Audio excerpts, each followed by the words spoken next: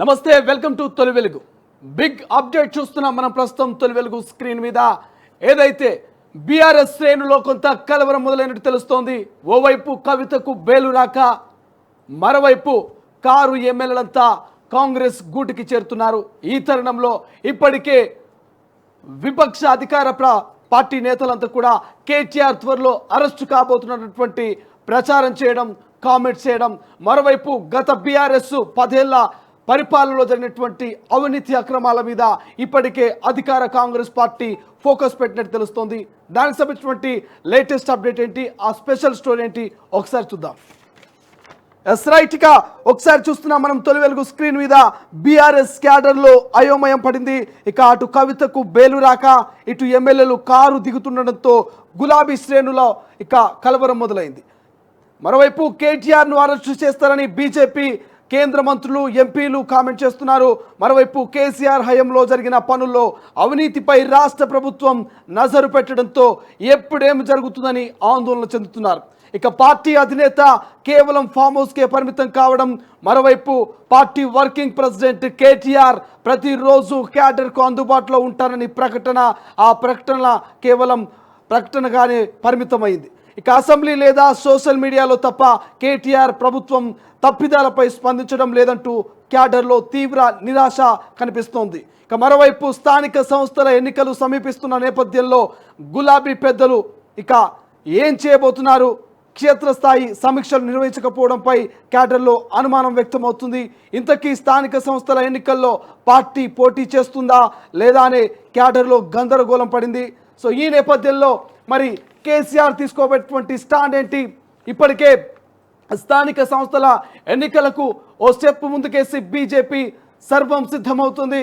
ఖచ్చితంగా స్థానిక సంస్థల ఎన్నికల్లో మా బలమేంటో చూపిస్తాం, సమరాన్ని, యుద్ధాన్ని మొదలుపెట్టబోతున్నాం. మొన్నటి పార్లమెంట్ ఎన్నికల్లో 8 సీట్లు, అసెంబ్లీ ఎన్నికల్లో 8 సీట్లు. ఇక దేశంలోనే అధికారంలోకి వచ్చినటువంటి బీజేపీ తెలంగాణ వ్యాప్తంగా రానున్న స్థానిక సంస్థలని ఫోకస్ చేసినట్టు తెలుస్తోంది.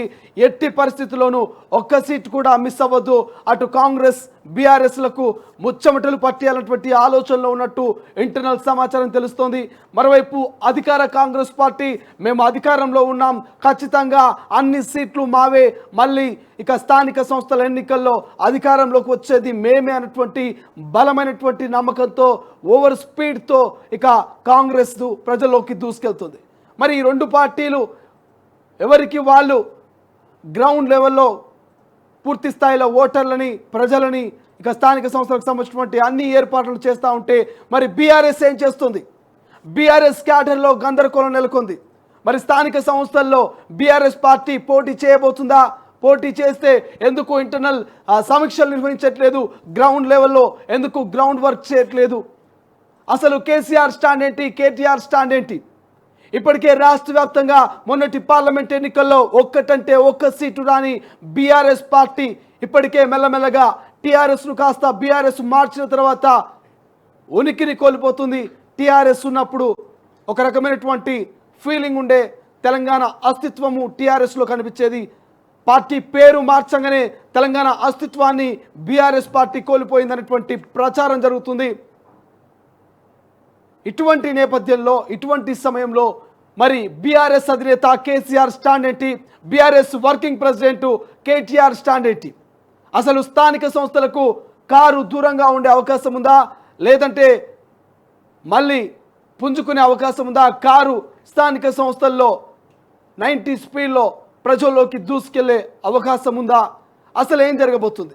ఒకసారి దానికి సంబంధించి మనము డీప్గా డిస్కషన్ చేస్తే కారు కాస్త స్థానిక సంస్థలకు దూరంగా ఉండే అవకాశం ఉంది అనేటువంటి ప్రచారాన్ని కాంగ్రెస్ కావచ్చు, బీజేపీ కావచ్చు, కొంతమంది నాయకులు ప్రజల్లోకి తీసుకెళ్లే ప్రయత్నం చేస్తున్నారు.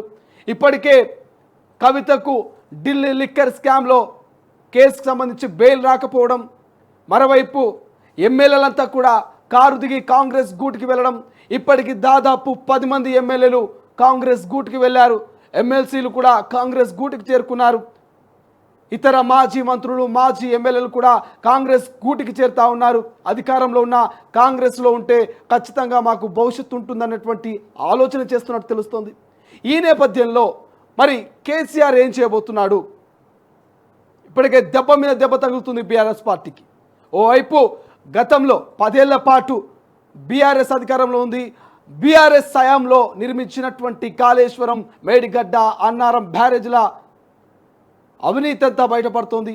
అధికార కాంగ్రెస్ పార్టీ స్పెషల్ ఫోకస్ పెట్టింది. మొన్నటికి మొన్న సుంకిశాల కూలిపడడం, ఇలా ఒకటని కాదు అనేక అవినీతి అక్రమాలు, విద్యుత్ కొనుగోలులో అక్రమాలు, ఫోన్ ట్యాపింగ్లో అక్రమాలు, ఇక అక్రమ ఆస్తులు కూడగట్ట, ఇలా చాలా అంశాల్ని కాంగ్రెస్ ప్రభుత్వం వెలికి తీసే ప్రయత్నం చేస్తుంది. మరి ఇవన్నీ కాంగ్రెస్కు ప్లస్ అవుతాయా, బీఆర్ఎస్కు మైనస్ అవుతాయా? అసలు స్థానిక సంస్థల్లో బీఆర్ఎస్ స్టాండ్ ఏంటి? ఎందుకు కేటీఆర్ సైలెంట్గా ఉన్నారు? ఎందుకు కేసీఆర్ ఫామ్ హౌస్కే పరిమితం అయ్యారు? నిజంగా స్థానిక సంస్థల్లో ఒకవేళ బీఆర్ఎస్ పోటీ చేస్తే మరి ఎందుకు కేసీఆర్ ఫామ్ హౌస్ను వీడి బయటికి రావట్లేదు? కేటీఆర్ ఎందుకు కేవలం మీడియా, సోషల్ మీడియా, అసెంబ్లీ వేదికలుగానే ఎందుకు మాట్లాడుతున్నారు?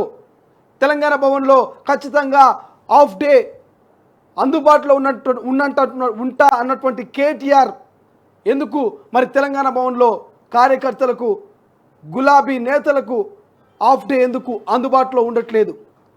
వీటన్నింటిని చూస్తూ ఉంటే స్థానిక సంస్థలకు కేటీఆర్, కేసీఆర్, బీఆర్ఎస్ పార్టీ నాయకులు ఏమైనా దూరంగా ఉండే అవకాశం ఉందా అనేటువంటి అనుమానాలు తలెత్తా ఉన్నాయి.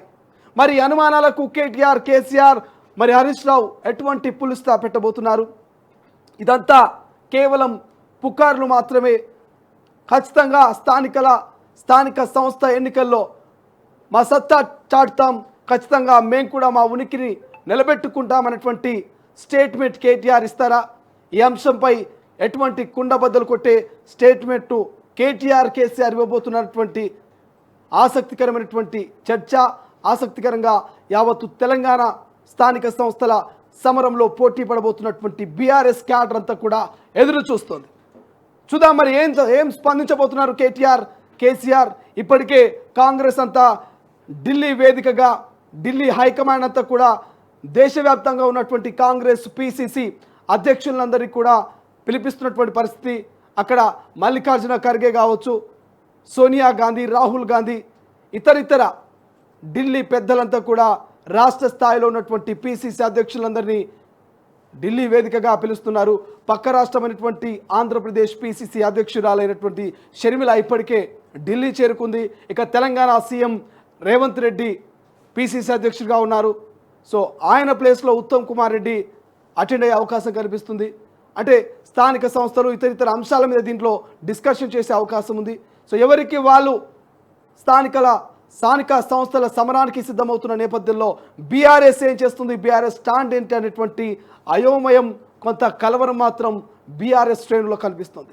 సో చూద్దాం ఈ కన్ఫ్యూజన్కి, ఈ ఆందోళనకి, ఈ కంగారుకు, ఈ అయోమయానికి మరి బీఆర్ఎస్ నేత, గులాబీ అధినేత కేసీఆర్ ఏం చెప్పబోతున్నాడో త్వరలో చూద్దాం.